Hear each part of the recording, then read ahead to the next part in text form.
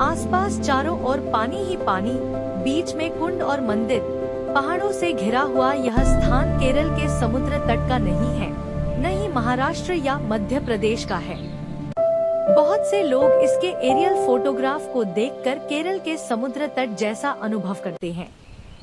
यह स्थान अरावली जिले के भिलोड़ा तालुका के मौ के पास स्थित अति प्राचीन श्री भुवनेश्वर महादेव मंदिर। इस पवित्र भूमि पर श्री भुवनेश्वर महादेव स्वयंभू रूप में प्रकट हुए हैं। यहाँ वर्षों पहले महर्षि च्यवन ऋषि का आश्रम स्थित था। इसी के पास भृगु कुंड भी स्थित है। पहले मंदिर के इतिहास की बात करें, ऐसा माना जाता है कि पूर्व में यहाँ घना जंगल था, जहाँ ऋषियों के आश्रम। इस जंगल में एक करमदी का पेड़ था। महादेव उसी में से प्रकट हुए थे। एक दिन रबारी उस पेड़ के पास बैठा था, तभी हमेशा की तरह गाय वहाँ आकर खड़ी हो गई। उसी समय गाय के थनों से अपने आप ही दूध झरने लगा। जब रबारी ने यह देखा तो वहाँ लिंग के रूप में महादेव प्रकट हुए थे। यह दृश्य उसने अपनी आँखों से देखा था। रबारी ने यह बात गांव में जाकर गांव वालों को बताई। अंत में सभी लोग वहां गए, झाड़ियां कटवाकर जगह को साफ किया और उसी दिन से ब्राह्मणों ने वहां सेवा पूजा शुरू कर दी। तब से मंदिर की कीर्ति आसपास के गांवों में फैलने लगी।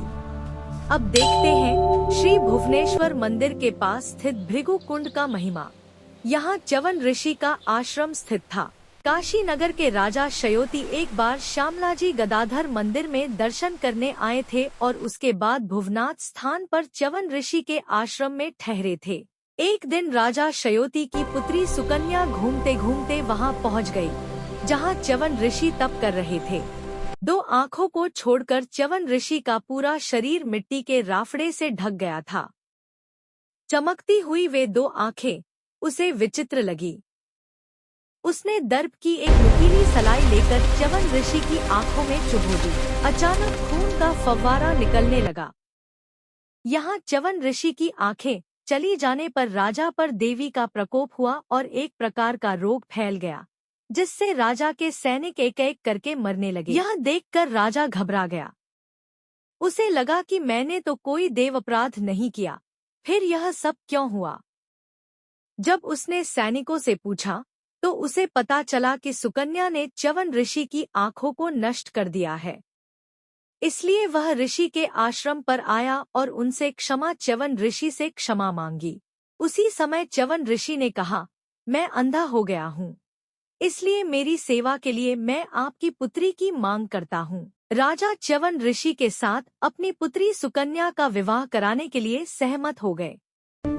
दूसरी ओर सुकन्या अपने स्वामी की अच्छी तरह सेवा करने लगी। एक बार अश्विनी कुमार ऋषि के आश्रम पर आए और उन्होंने ऋषि पत्नी सुकन्या की परीक्षा लेने की सोची। उन्होंने कहा, हे साध्वी, तुझे इस ऋषि से कोई सुख नहीं मिलेगा। हम देवता हैं, यदि तू हमें वरण कर ले तो सदा सुखी रहेगी। लेकिन पतिव्रता सुकन्या तनिक भी विचलित नहीं हुई। अश्विनी कुमार सुकन्या की पतिभक्ति से प्रसन्न हुए और कहने लगे, धन्य है तेरी पतिभक्ति। साथ ही उन्होंने यह भी कहा कि भृगु ऋषि ने उन्हें देवताओं के साथ यज्ञ में भाग दिलाने का वचन दिया है, इसलिए उन्हें यहाँ भेजा है। उन्होंने कहा है कि मेरे पुत्र की आंखों की दृष्टि वापस कर दो, इसी कारण हम यहाँ आए हैं। हम इस सरोवर में दिव्य औषधियाँ डालते हैं, तू अपने पति को इसमें स्नान कराना, इससे उनकी दृष्टि वापस आ जाएगी। हम इस सरोवर में दिव्य औषधियाँ डालते हैं, तू अपने पति को इसमें स्नान कराना, इससे उनकी दृष्टि वापस आ जाएगी। सुकन्या च्यवन ऋषि को उस कुंड में स्नान कराती है और ऋषि की दृष्टि वापस आ जाती है। आज भी उस कुंड में स्नान करने से तथा वहाँ की मिट्टी को दूध में मिलाकर शरीर पर लगाने से रक्त, पित्त और त्वचा के रोग दूर हो जाते हैं। यह अश्विनी कुमारों की औषधि का ही प्रभाव है।